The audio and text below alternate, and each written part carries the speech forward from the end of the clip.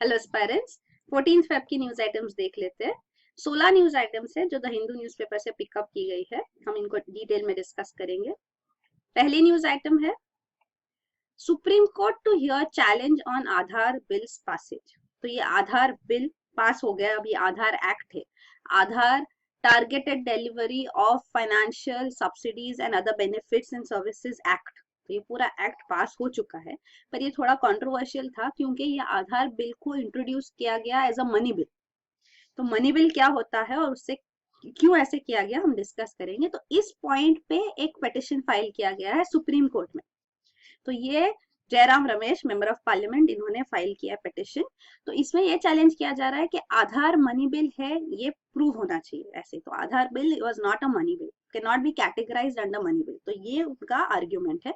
तो central government कहती है रिस्पॉन्स में, means attorney general of India Mukul Rohatgi, ये सेंट्रल गवर्नमेंट को रिप्रेजेंट करते हैं। तो उन्होंने कहा है जुडिशरी को कि जुडिशरी का कोई जुरिस्डिक्शन नहीं है डिसाइड करने का, क्योंकि लेजिस्लेटिव प्रोसीजर जो है पार्लियामेंट में उसके ऊपर वो इंक्रोच नहीं कर सकते।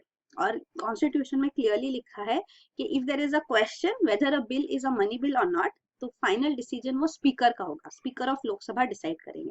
तो स्पीकर ऑफ लोकसभा ने यहाँ डिसाइड कर दिया ये मनी बिल है तो ये मनी बिल। जुडिशरी का कोई इंटरवेंशन यहाँ नहीं हो सकता, इंटरफेरेंस नहीं हो सकता।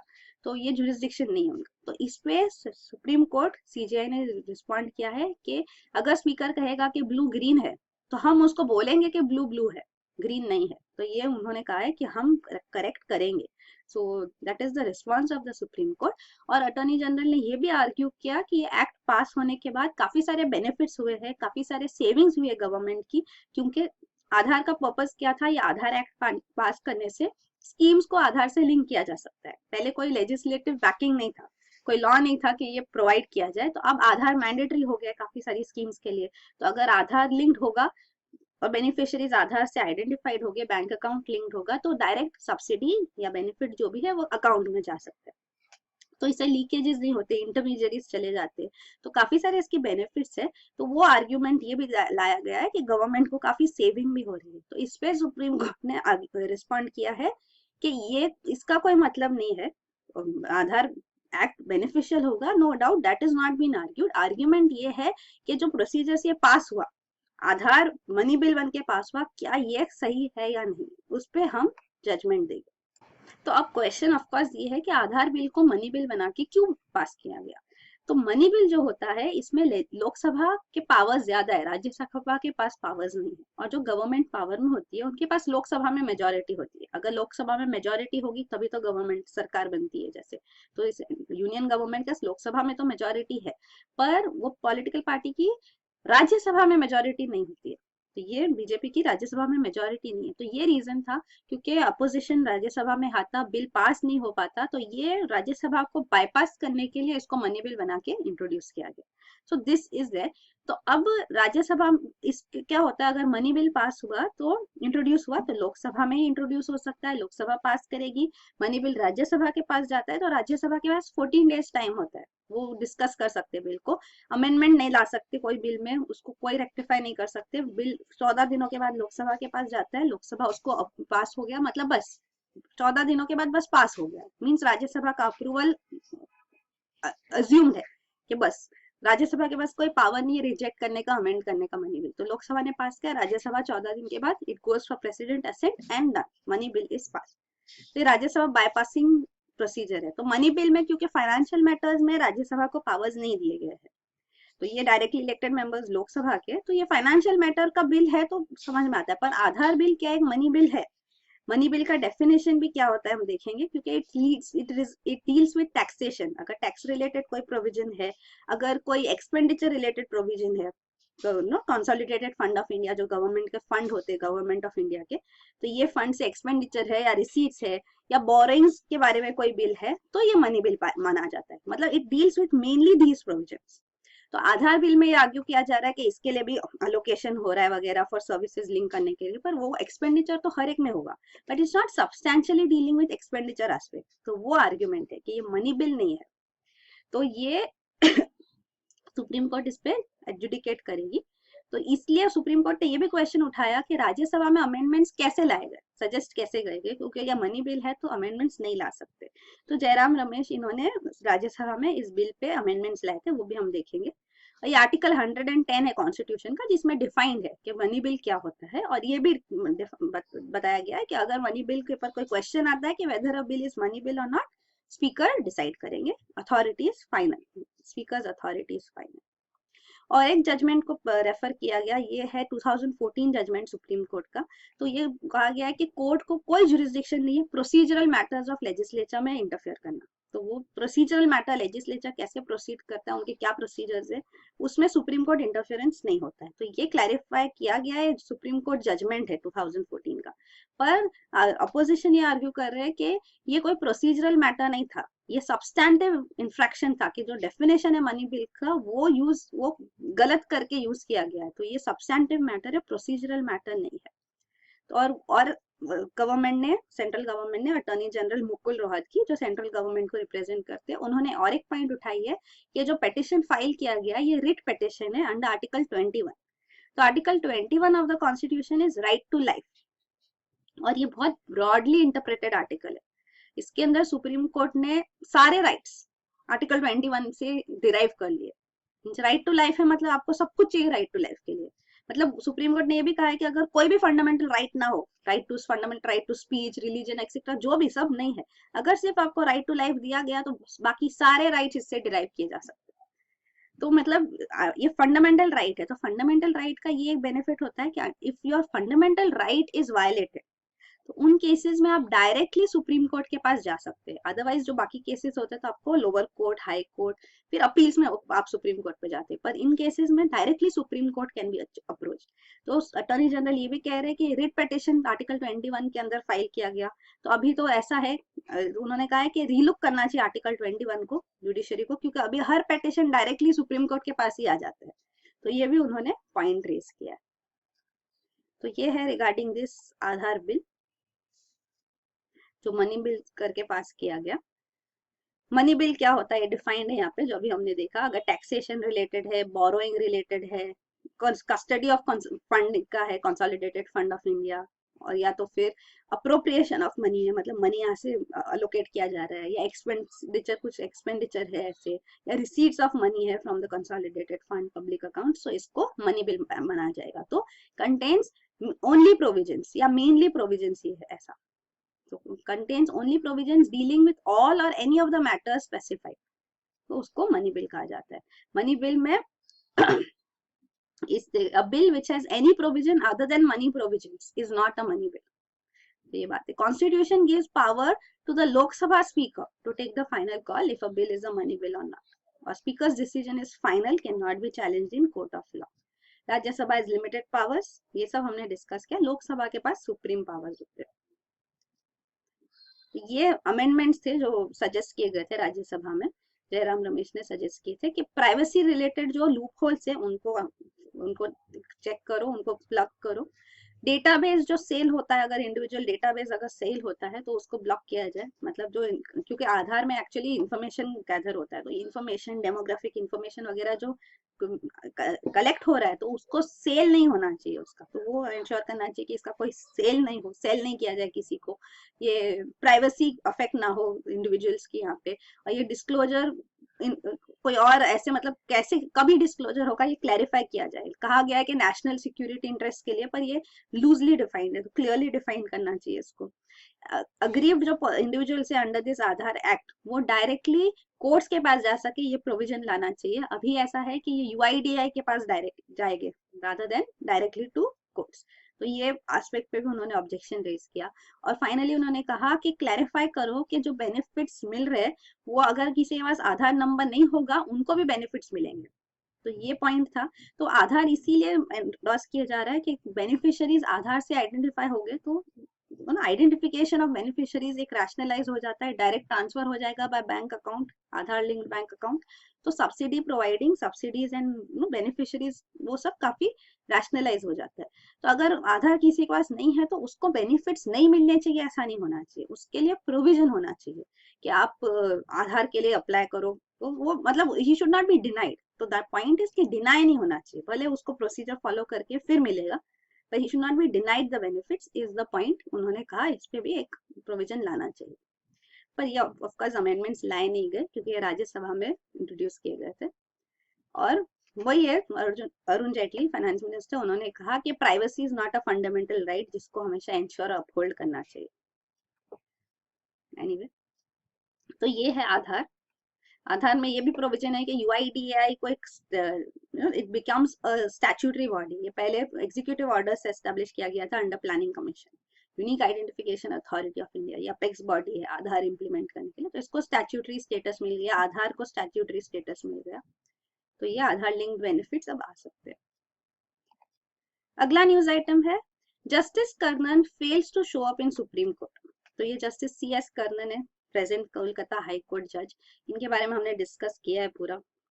अभी ये था कि he should have presented himself in Supreme Court, तो उनको बुलाया गया था सुप्रीम कोर्ट में पर वो नहीं आए, तो इस पे अब सुप्रीम कोर्ट ने कहा कि बेलेबल वारंट लाना चाहिए इनके अगेंस्ट, क्या एक्शन लेना चाहिए। बट सुप्रीम कोर्ट, अब ये 7 जज बेंच है सुप्रीम कोर्ट का जो contempt of court proceedings initiate कर रहे हैं इनके अगेंस्ट, तो ये उन्होंने कहा है सुप्रीम कोर्ट बेंच ने कि हम 3 वीक्स और रुकेंगे कि if he is presenting himself before the court तो एक्शन लिया जाए उसके हिसाब से, क्योंकि फ्रेमिंग ऑफ चार्जेस से पहले उनको एक अपॉर्चुनिटी टू बी हर्ड मिलनी चाहिए, इसीलिए उनको बुलाया गया था।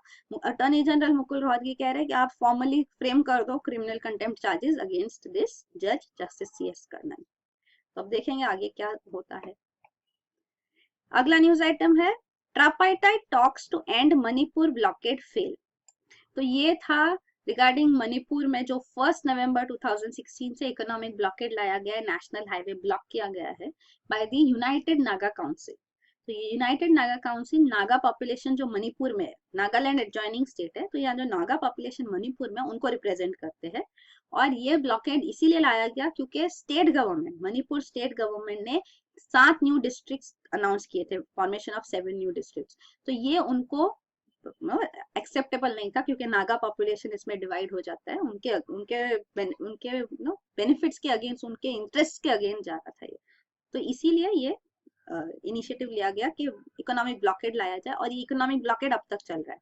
तो सेंट्रल गवर्नमेंट ने ट्राइपार्टाइट टॉक्स भी लाए कि central government, Manipur state government और यूनाइटेड नागा काउंसिल तीनों मिलकर डिस्कस करे कि इससे क्या वे आउट आता है, क्योंकि यूनाइटेड नागा काउंसिल की जो मदर ऑर्गेनाइजेशन है वो है NSCN-IM, तो ये है Nationalist Socialist Council of Nagaland Isak Muivah. So ये NSCN-IM जो है ये इन्होंने फ्रेमवर्क अग्रीमेंट साइन किया गवर्नमेंट ऑफ इंडिया के साथ इन 2015, क्योंकि नागा जो इशू है, नागालैंड एक इंडिपेंडेंट नागा लैंड बना, नागालिम करके इंडिपेंडेंट नेशन बनाने का उनका ओरिजिनल ऑब्जेक्टिव था, पर वही है, ये भी NSCN-IM भी एक फैक्शन है NSCN का। तो अभी ये टॉक्स के लिए रेडी है, with in the constitution framework work करने के लिए रेडी है, तो फ्रेमवर्क अग्रीमेंट भी एक साइन किया गया कि दोनों कोऑपरेट करे और नागा इशू का सॉल्यूशन निकाले। तो ये NSCN-IM के साथ क्लोज रिलेशन है, UNC भी उनका ही है, तो इसीलिए ये एक्सपेक्टेड था कि सेंट्रल गवर्नमेंट के साथ मिलके यहाँ पे कोई सोल्यूशन आ पाएगा, पर ऐसा हो नहीं पाया, ट्राइपार्टाइट टॉक्स हैव फेल्ड। अगला न्यूज आइटम है Karnataka amends law to allow Kambala. तो ये कंबाला जो है वो है एक ट्रेडिशनल बफेलो रेस, तो ये कर्नाटका में होता है। तो ये न्यूज में अभी इसीलिए आया है क्योंकि जल्लीकट्टू जो बुल टेमिंग फेस्टिवल है तमिलनाडु में, उसके ऊपर जो प्रोविजंस लाए गए, तो इसीलिए कंबाला को भी फिर से रिवाइव करने के इनिशिएटिव्स लिए जा रहे हैं। तो जल्लीकट्टू के लिए क्या किया गया, तमिलनाडु लेजिस्लेटिव असेंबली ने prevention of cruelty to animals act जो है 1960 का, उसको अमेंड किया। अब ये है कि एनवायरनमेंट जो है कंकरेंट लिस्ट में आता है, एनवायरनमेंट, बायोडाइवर्सिटी, तो ये provision protection of animals etcetera, तो ये जो प्रोविजन है, तो इस लॉ जो है वो दोनों बना सकते हैं, सेंट्रल गवर्नमेंट भी और स्टेट गवर्नमेंट भी, तो कंकरेंट पावर्स है। तो अगर सेंट्रल लॉ है तो उसको state government, state legislature amend कर सकता है with concurrence from the centre, मतलब प्रेसिडेंट अप्रूवल लगेगा।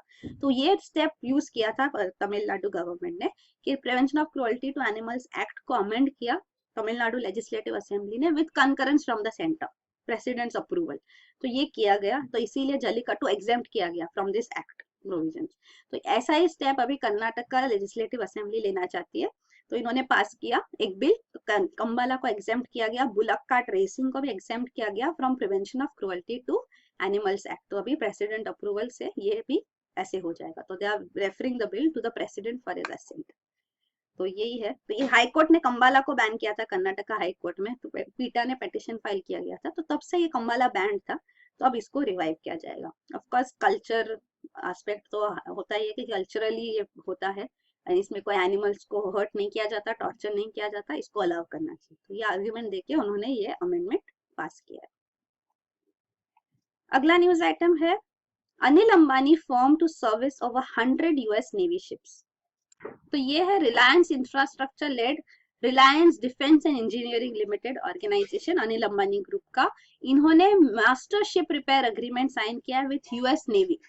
तो ये पहली बार है कि इंडियन कंपनी, पब्लिक हो या प्राइवेट हो, कोई कंपनी, इंडियन कंपनी ने एक अग्रीमेंट साइन किया है, logistic support agreement with US military with in Indian territory. तो ये अग्रीमेंट क्या है? मास्टरशिप रिपेयर अग्रीमेंट, मतलब कि अगर यूएस नेवी को कोई शिप रिपेयर की रिक्वायरमेंट्स होगी, अल्टरेशन सर्विसेज कुछ चाहिए, तो ये अग्रीमेंट से वो प्रोविजन दिया जाएगा बाय रिलायंस इंफ्रास्ट्रक्चर की, ये आरडी ही है। तो ये मतलब 7th फ्लीट करके यूएस नेवी का 7th फ्लीट है, जिसके अंदर अराउंड 100 शिप्स वेसल्स है। तो ये इंडियन ओशन में और वेस्टर्न पैसिफिक ओशन में ये फंक्शन करती है। तो इसके जो भी शिप्स में कोई भी रिक्वायरमेंट होगी, वो रिलायंस का, ये रिलायंस डिफेंस का प्राइवेट शिपयार्ड है पीपावाव इन गुजरात। तो यहाँ पे इसका सब सर्विसिंग रिपेयर किया जाएगा। तो ऐसा अग्रीमेंट पॉसिबल हुआ है क्योंकि लेमाओ जो है logistics exchange memorandum of agreement India और यूएसए ने साइन किया इन अगस्त 2016। तो इसीलिए ये मास्टरशिप रिपेयर अग्रीमेंट अब साइन किया गया है। तो ये यूएस रिक्वायरमेंट है कि जिस कंट्री के साथ उनके ये प्रोविजन है, अग्रीमेंट्स है, उनके साथ ये ये बायलैटरल डेवलपमेंट ये कर सकते हैं, मतलब वो। तो ये लॉजिस्टिक सपोर्ट दिया जाएगा मतलब। तो ये क्या है? ये LEMOA actually modified version of logistic support agreement है।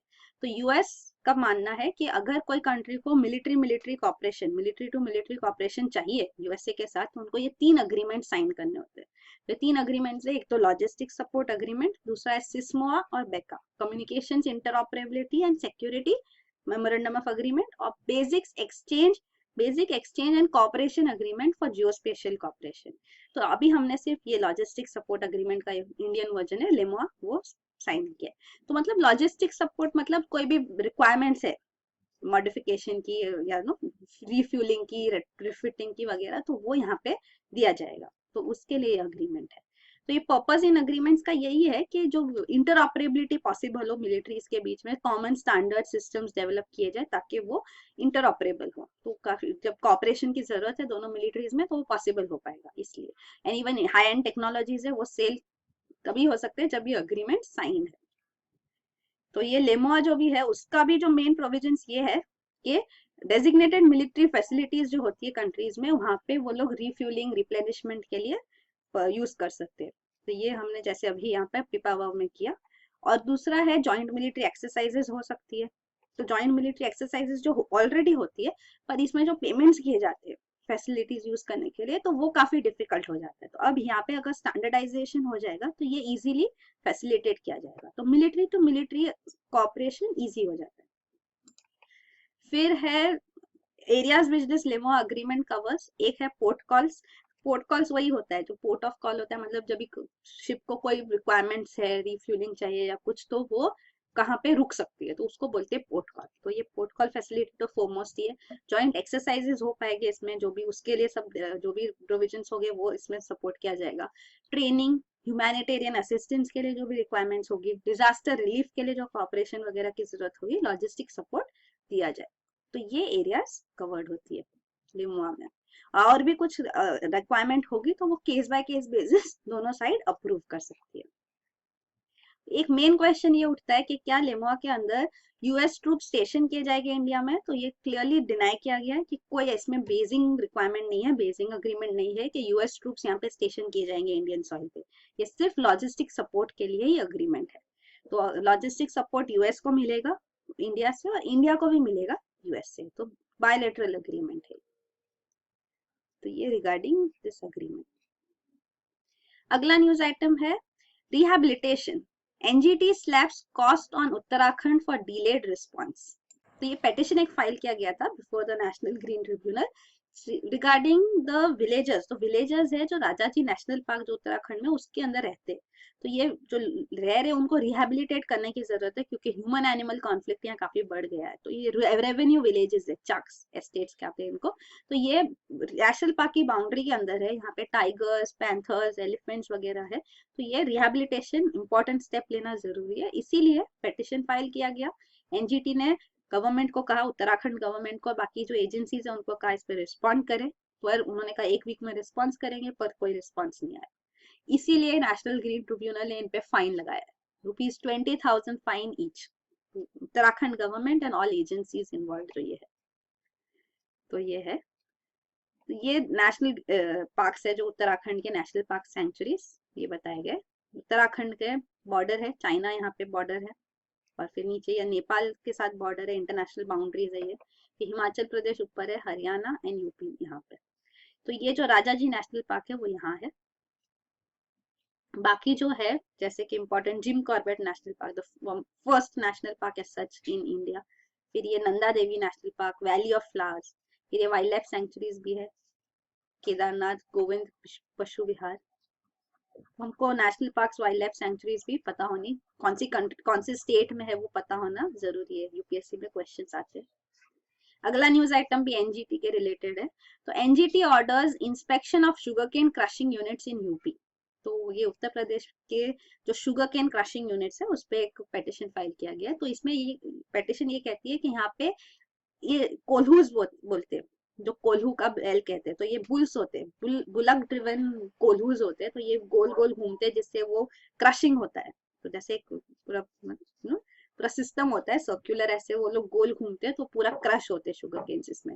तो ये कोल्हूज अनरेगुलेटेड है, ये कहा गया इन दिस पेटिशन कि इसमें कोई रेगुलेशन नहीं है, और ये काफी सारा एयर और वाटर पोल्यूशन करते हैं, टॉक्सिक गैसेस एमिट करते हैं जैसे कि carbon monoxide and carbon dioxide. तो इनको रेगुलेट करने की जरूरत है। तो इस पे नेशनल ग्रीन ट्रिब्यूनल ने अब डायरेक्शन दिया है कि जो सेंट्रल पोल्यूशन कंट्रोल बोर्ड है, स्टेट पोल्यूशन कंट्रोल बोर्ड और गवर्नमेंट इस पे रिस्पॉन्स दे कि क्या ये कोल्हूज पे कोई रेगुलेशन है, और है तो क्या है, सफिशिएंट है।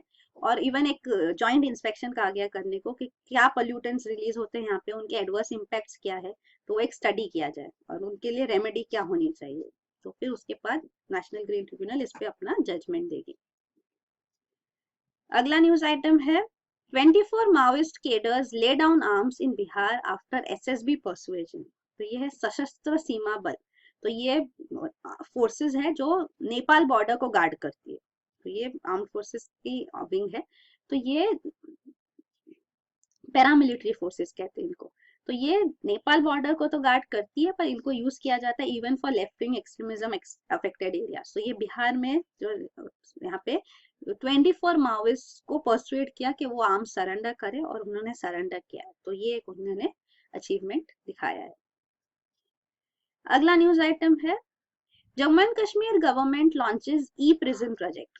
तो जम्मू एंड कश्मीर गवर्नमेंट ने ये प्रोजेक्ट इसीलिए इनिशिएट किया क्योंकि अभी जम्मू एंड कश्मीर अनरेस्ट के टाइम पे भी काफी लोग डिटेन किए जाते हैं, तो जेल इनमेट्स काफी बढ़ गए, तो इनका रिकॉर्ड्स जो है वो मैनुअली मेंटेन किया जाता है। तो अब इसको डिजिटाइज किया जाएगा। तो ये ई प्रिजन प्रोजेक्ट उसके लिए है ताकि जेल मैनेजमेंट एफिशिएंटली हो सके, इंफॉर्मेशन इजीली प्रोसेस हो सके विदाउट डिले। तो ये स्टेप लिया जा रहा है। तो सारे जेल्स जो है वो डिजिटाइज किए जाएंगे। वो लोग कह रहे हैं ई प्रिजन के सेकेंड फेज में हम वीडियो कॉन्फ्रेंस भी लाएंगे बिटवीन जेल्स, प्रिजन हेडक्वार्टर्स के बीच में। फिर इवन ई कोर्ट लाने की कोशिश करेंगे, टेलीमेडिकेशन लाया जाएगा जेल्स में। तो ये ई प्रिजन प्रोजेक्ट के अंदर सेकेंड फेज में किया जाएगा। अगला न्यूज आइटम है mass fraud in Vyapam exam, Supreme Court. तो ये व्यापाम एग्जाम जो है, व्यापाम ऑर्गेनाइजेशन है this body in of Madhya Pradesh government जो एंट्रेंस एग्जाम्स कंडक्ट करती है फॉर मेडिकल एंड इंजीनियरिंग। तो सारे जो इंस्टीट्यूशन है एमपी में वो इनके एंट्रेंस एग्जाम्स इसके थ्रू होते। तो ये एंट्रेंस एग्जाम में पाया गया कि काफी सारे करप्शन एक्टिविटीज चल रही है, इम्पोस्टर्स भेजे जाते हैं जो स्टूडेंट बन के एग्जाम्स देते हैं। तो ये पूरा एक मल्टी करोड़ स्कैम, बड़ा सा स्कैम है जो रिवील हुआ। काफी सारे इसमें रेवलेशंस आए, और ये एमबीबीएस कोर्स में एनरोल किए हुए 634 स्टूडेंट्स हैं जिनका एडमिशन कैंसिल किया गया सुप्रीम कोर्ट से। तो इन्होंने पिटीशन फाइल किया कि उनके लीनियंसी दिखाया जाए। कोई एक ऑर्डर के ऊपर स्टे किया जाए या कुछ, तो सुप्रीम कोर्ट ने कहा नहीं, they have indulged in unacceptable behaviour, तो जानबूझ के उन्होंने ये फ्रॉड किया है, तो उनके लिए कोई लीनियंसी नहीं दिखाई जाएगी। तो सुप्रीम कोर्ट ने अपना ये स्टैंड अपहोल्ड किया, इनके एडमिशन कैंसल्ड हुए। तो काफी टाइम से व्यापम बनाया गया था इन 1970, Madhya Pradesh professional examination board, तो जो इसका हिंदी नाम है उसका एक्रोनिम आता है व्यापम। तो ये pre medical examination entrance exam board था, फिर प्री इंजीनियरिंग बोर्ड को भी मर्ज किया गया इसके साथ, और ये फर्स्ट एफआईआर जो फाइल किया गया था 2000 ईयर में फाइल किया गया था रिगार्डिंग डिस्क्रिपेंसीज यहाँ पे। और फिर काफी सारे ऑडिट्स में और केसेस रिवील हुए कि ऑर्गेनाइज स्कैम चल रहा है यहाँ पे व्यापम में। और फिर 2009 में एफआईआर पीआईएल भी फाइल किया गया। पीआईएल फाइल करने के बाद जब स्टेट हाई कोर्ट ने इसके ऊपर अपना पीआईएल सुना, तो उसके बाद गवर्नमेंट ने, मतलब शिवराज सिंह चौहान, ये बीजेपी गवर्नमेंट है मध्य प्रदेश में, उन्होंने कमेटी सेटअप की इन्वेस्टिगेट करने के लिए। उसमें भी केसेस सामने आए कि कौन लोग ये इन्वॉल्व है इम्पर्सनेशन में। तो ये 114 कैंडिडेट्स के नाम सामने आए 2011 में, 8 को तो पकड़ा भी गया था इस केस में। फिर इनके अगेंस्ट केसेस चले, फिर 2013 में फिर से एक रैकेट बर्स्ट हुआ, तो इसके बाद स्पेशल टास्क फोर्स बिठाया गया to investigate in this case. Even जो ये व्यापम के जो एग्जाम कंट्रोलर थे पंकज त्रिवेदी, उनको भी अरेस्ट किया गया। काफी सारे इंपॉर्टेंट पीपल इसमें अरेस्ट किए गए, former higher education minister arrest किया गया, सीबीआई प्रोब डिमांड की गई, वो भी लाया गया, सीबीआई प्रोब भी किया गया इसके अंदर। तो सीबीआई इन्वेस्टिगेशन हुआ, काफी सारी इलीगल एक्टिविटीज सामने आई, स्पेशल टास्क फोर्स ने भी बताया। और फिर बाद में स्पेशल टास्क फोर्स ने ये बताया कि इस केस में इन्वेस्टिगेशन टीम भी बनाई गई थी, तो उन्होंने लाया सामने कि इस केस में काफी सारे लोग की डेथ हो गई है। तो ये डेथ्स जो है ये एलेज किया गया कि कोई कंट्रोवर्सी, कोई एक मतलब कॉन्स्पिरेसी चल रही है। तो ये बीजेपी गवर्नमेंट ने कहा कि ये डेथ्स तो नेचुरल कॉज से है, सब व्यापम से लिंक है, सिर्फ एक कोइंसिडेंस है। लेकिन इसमें जैसे एक जर्नलिस्ट की डेथ हुई जुलाई 2015 में, तो वो इन्वेस्टिगेट कर रहे थे ये स्कैम को, प्लस जो यहाँ पे जो जबलपुर मेडिकल कॉलेज के जो डीन थे, जिनका भी नाम था व्यापम स्कैम में, वुमेन ट्रेनिंग सब इंस्पेक्टर यहाँ थी, सब इनमें इन सब की डेथ्स हो गई विद इन 48 आवर्स। तो काफी सारे क्वेश्चंस उठे इस पे कि इतने सारे डेथ्स, 23 डेथ्स बताए गए, अक्यूज्ड के और विटनेसेस के जो लिंक थे व्यापम स्कैम में, उनकी अभी रिसेंट डेथ्स रिपोर्ट हुई। तो ये काफी कंट्रोवर्शियल हो गया था, और सुप्रीम कोर्ट इस पे पिटीशन हियर कर रही है, उन्होंने कैंसिल किए काफी सारे एडमिशंस, और ये केस चल रहा है। फिर अगला न्यूज आइटम है, supreme court hints at end of impasse over judicial selection. तो जुडिशियल अपॉइंटमेंट्स पे जो हम केस कब से डिस्कस कर रहे हैं काफी टाइम से, कि जुडिशियल अपॉइंटमेंट्स का एनजेसी एक्ट अनकॉन्स्टिट्यूशनल डिक्लेयर किया गया, अमेंडमेंट एक्ट्स को भी अनकॉन्स्टिट्यूशनल कहा गया। तो कॉलेजियम सिस्टम फिर से यूज कर रहे हैं अपॉइंटमेंट्स के लिए, वो डिले हो रहा है गवर्नमेंट की तरफ से, क्योंकि गवर्नमेंट कह रही है एमओपी जो मेमोरेंडम ऑफ प्रोसीजर, अब नया तरीका होगा अपॉइंटमेंट्स के लिए, जुडिशियल अपॉइंटमेंट्स के लिए, तो उसको पहले फाइनलाइज किया जाए। तो अभी सुप्रीम कोर्ट ने रिस्पॉन्ड दिया है कि ये जो एमओपी है वो फाइनलाइज किया जाएगा ये मंथ एंड तक। तो उन्होंने कहा है कि हम इस पे वर्क कर रहे हैं, पर एक पॉइंट पे मेजर रिफ्ट है, वो है कि गवर्नमेंट ने ये एमओपी में कहा है, ये ड्राफ्ट एमओपी है, फाइनलाइज नहीं किया गया, दोनों के कंसेंसस से फाइनलाइज किया जाएगा, जुडिशरी और गवर्नमेंट। तो उन्होंने कहा है कि एमओपी के अंदर ये प्रोविजन है कि गवर्नमेंट के पास पावर होगा कि वो कैंडिडेट रिजेक्ट कर सके, जो कॉलेजियम अपॉइंट कर रही है, रिकमेंड कर रही है, उनको वो रिजेक्ट कर सकते हैं। तो अगर ये पावर होगा, मतलब जो भी नाम दिए सुप्रीम कोर्ट ने, वो अगर गवर्नमेंट रिजेक्ट करते जाएगी जब तक कि वो उनके फेवरेबल नाम नहीं है, तो this is going to affect judicial independence drastically. तो इसीलिए ये पॉइंट पे वो लोग ड्रिफ्ट है, डिफरेंस ऑफ ओपिनियन है, तो इसको रिजॉल्व करके ये फाइनलाइज किया जाएगा।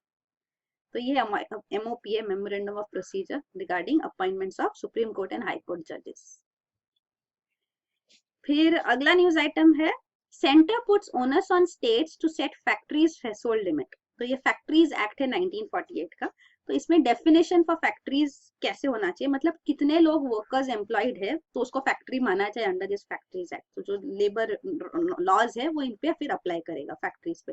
तो उसके लिए थ्रेशोल्ड लिमिट जो ओरिजिनली एक्ट में है 1948 के एक्ट में, वो है 10 वर्कर्स और more for premises using power. मतलब अगर पावर इलेक्ट्रिसिटी यूज किया जा रहा है तो फिर 10 या मोर वर्कर्स है तो वो फैक्ट्री है ये एक्ट के लिए, और 20 और मोर वर्कर्स अगर विदाउट इलेक्ट्रिसिटी कनेक्शन है। तो ये प्रेजेंट डेफिनेशन है, इसको अमेंड करने का, मॉडिफाई करने का प्रोविजन सेंट्रल गवर्नमेंट ने जो प्रपोज किया था वो ये था कि 40 या मोर वर्कर्स हो, 40 और मोर वर्कर्स है इरिस्पेक्टिव ऑफ पावर, तो वो कहा जाएगा फैक्ट्री। तो इसको ट्रेड यूनियंस ने अपोज किया था स्ट्रांगली, इसीलिए अब सेंट्रल गवर्नमेंट इस पे मॉडिफिकेशन लाने के लिए कर रही है। तो तभी इन्होंने ये कहा था कि 40 और मोर वर्कर्स फैक्ट्री के अंदर आएंगे, और इससे कम हो गया तो उसके लिए स्मॉल फैक्ट्रीज बिल एक बनाया जाएगा, तो उसके अंदर उनका रेगुलेशन होगा। तो ये अश्योरेंस दिया गया था। तो ये तो कुछ नियर फ्यूचर में इसका कोई पॉसिबिलिटी नहीं है कि स्मॉल फैक्ट्रीज बिल कुछ पास हो रहा है, इसके ऊपर कोई क्लैरिटी नहीं है। तो इसीलिए अब सेंट्रल गवर्नमेंट ने प्रपोज किया है कि स्टेट गवर्नमेंट थ्रेशोल्ड डिसाइड करे। तो it will be the in the domain of the state government, एक एनेबलिंग प्रोविजन लाया जाएगा in the modification amendment bill कि स्टेट गवर्नमेंट्स विल डिसाइड। तो वो दे कैन डिसाइड कि अप टू 20 वर्कर्स जो है, मैक्सिमम अप टू 20 वर्कर्स वो डिसाइड कर सकते हैं विथ पावर यूनिट से वो फैक्ट्री है, या up to 40 workers maximum decide कर सकते हैं विदाउट पावर कि वो फैक्ट्रीज है। तो ये स्टेट गवर्नमेंट को पावर दिया गया है कि वो खुद ही अपना लिमिट डिसाइड करे, मैक्सिमम इतना है। तो ये अभी उस बारे में न्यूज है। फिर अगला न्यूज आइटम है renewables obviate need for new coal capacity. तो ये TERI the Energy and Resource Institute जो है, उन्होंने रिपोर्ट सबमिट किया है, उसमें उन्होंने कहा है कि इंडियन गवर्नमेंट रिन्यूएबल सोर्सेज से अपना सारा एनर्जी डिमांड फुलफिल कर सकती है for the next 7 to 8 years। मतलब जो भी अभी एग्जिस्टिंग रिन्यूएबल प्रोजेक्ट्स है और जो प्लांट है वो सफिशिएंट होंगे। तो कौन से? Storage hydro, small hydro power plants, nuclear plants, gas, biogas based plants, तो इससे सारे रिक्वायरमेंट्स फुलफिल हो जाएंगे। मतलब इसका मतलब ये है कि हमको न्यू इन्वेस्टमेंट करने की जरूरत नहीं है इन कोल बेस्ड प्लांट बनाने की और जरूरत नहीं है। तो रिन्यूएबल एनर्जी सिनारियो काफी पॉजिटिव है इंडिया में, ये बताया गया है। इवन जो इंडिया ने टारगेट किया है कि 175 गीगावाट्स इंस्टॉल किया जाएगा बाय 2021-22, तो ये कैपेसिटी हम ला सकते हैं, पॉसिबल है। Even 275 gigawatts by 2025-26 is achievable for renewable energy.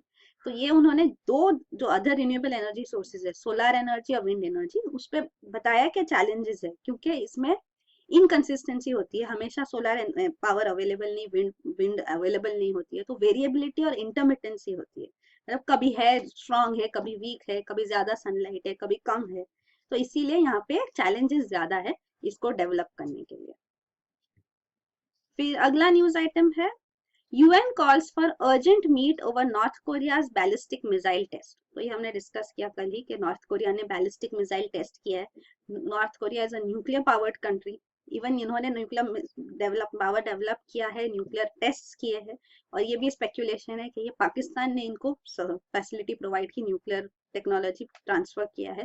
तो ये NPT nuclear non proliferation treaty के सिग्नेटरी भी थे, but later they withdrew from NPT too. और नॉर्थ को और पाकिस्तान के जो न्यूक्लियर साइंटिस्ट है, father of nuclear science in Pakistan माना जाता है, AQ खान, उन्होंने रिवील किया था कि नॉर्थ कोरिया ने ब्राइब किया पाकिस्तान को कि वो अपना न्यूक्लियर टेक्नोलॉजी इनको ट्रांसफर करे, और प्रोबेबली ये वहीं से उन्होंने डेवलप किया न्यूक्लियर पावर। तो ये नॉर्थ कोरिया के ऊपर काफी सैंक्शंस लाए गए बाय यूनाइटेड नेशंस, तो it is difficult for them to survive. वो एक कम्युनिस्ट कंट्री है, और यहाँ पे ह्यूमन राइट्स भी काफी कंसर्न है, ह्यूमन राइट्स कंसर्न भी। तो एक डिक्टेटोरियल रेजिम के अंदर जैसे ये चलते हैं, डेमोक्रेसी नहीं है, because it's a communist country. China support करती है, China is considered an ally of North Korea, Pyongyang जो है। तो ये कोल्ड वॉर के टाइम से ही, वही कम्युनिस्ट कैपिटलिस्ट के टाइम से ये कम्युनिस्ट कंट्री है। साउथ कोरिया इनके नेबर जो है, that is a capitalist country, ally of USA। तो ये काफी सेंसिटिव रीजन है, और यहाँ पे बैलिस्टिक मिसाइल टेस्ट किए जा रहे हैं, न्यूक्लियर पावर्ड कंट्री है, तो इसको हैंडलिंग करना इम्पोर्टेंट है। और ये अटेंशन सीकिंग ही था, क्योंकि US प्रेसिडेंट डोनाल्ड ट्रंप के इलेक्शन होने के बाद ये first time ballistic missile test किया गया। इवन नॉर्थ कोरिया ने कहा है हम ICBM इंटरकॉन्टिनेंटल बैलिस्टिक मिसाइल भी टेस्ट करेंगे, तो वो तो US तक पहुंच सके, तो वो भी उनका टारगेट है। तो दिस इज पैसिफिक, तो US is just on the other side. तो ये उनके ऑब्जेक्टिव्स है ये नॉर्थ कोरिया के। तो यहाँ पे सैंक्शंस लाना जरूरी है, इन पे कंट्रोल करना जरूरी है। चाइना ने भी इस बार सपोर्ट किया है, सारे मेंबर्स जो UN सिक्योरिटी काउंसिल के परमानेंट मेंबर्स हैं, इंक्लूडिंग चाइना, रशिया, उन्होंने इंटरनेशनल क्रिटिसिज्म लॉन्च किया है अगेंस्ट नॉर्थ कोरिया। तो ये पॉइंट है, तो वही है।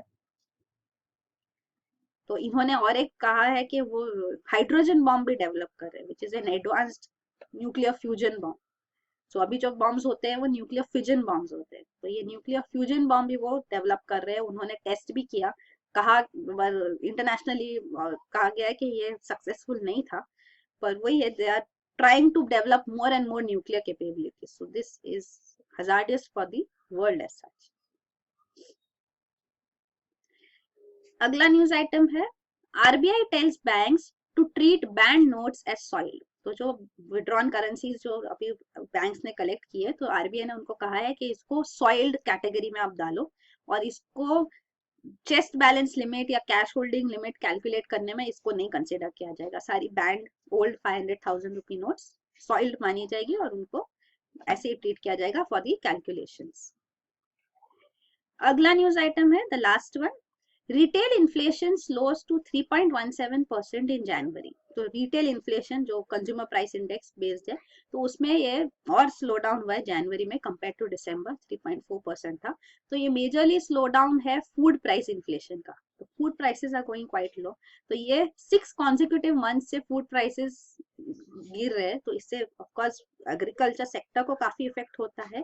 प्लस ये भी देखा जाता है कि जो बाकी सेक्टर्स है वहां पे इन्फ्लेशन हो रहा है, तो ये जैसे नॉन फूड कंपोनेंट्स है, जैसे कि ये intoxicants, clothing and footwear, housing, fuel, lighting, इनके प्राइसेस बढ़ रहे हैं। This is a concern because core inflation क्या होता है, दो इन्फ्लेशन कैलकुलेट किए जाते हैं। जैसे कोर इन्फ्लेशन कहा जाता है, मतलब जो अंडरलाइंग इन्फ्लेशन है, तो ये फूड और फ्यूल, इन दो कैटेगरीज को माना जाता है कि काफी फ्लक्चुएट होते हैं, इनके प्राइसेस ऊपर नीचे काफी होते हैं, तो इसीलिए ये क्लियर आइडिया ऑफ इन्फ्लेशन नहीं दे सकते। पर अभी हम देख रहे हैं कि कोर इन्फ्लेशन स्टिकी है, स्टिकी मतलब स्टिक हो गया एक पॉइंट पे, तो core inflation is not reducing, it's at that level, high level only. तो ये हेडलाइन इन्फ्लेशन जो कंट्रीब्यूट करते हैं फूड इन्फ्लेशन बेसिकली, वो डिक्लाइन हो रहा है। तो this is a cause of concern कि कोर इन्फ्लेशन तो हाई है पर फूड इन्फ्लेशन गिर रहा है, स्लो डाउन हो रहा है, तो ये इसमें सामने आया है। बस यही है आज के न्यूज आइटम्स। Thank you.